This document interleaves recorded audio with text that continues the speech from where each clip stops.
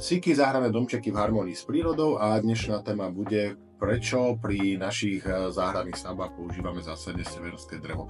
V podstate je to veľmi jednoduché, je to vyššia odolnosť a vyššia trvácnosť severského dreva a povedzme si prečo. Tu máme vzorku slovenského ihličnatého dreva a ako vidíte, tie letokruhy sú pomerne riedke.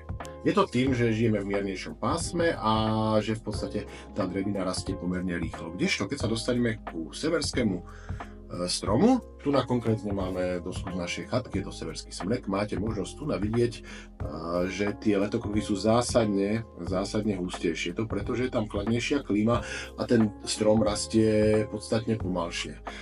Tým pádom je to drevo tvrdšie, je odolnejšie voči škodcom, je odolnejšie proti poveternostným podmienkam, proti hnilobe a v konečnom dôsledku vám táto záhradná stavba vydrží dlhšie a to je presne ten efekt, ktorý potrebujeme dosiahnuť. Takže preto u nás nájdete zásadne severské drevo, severský smrek a myslíme, že tak je to správne.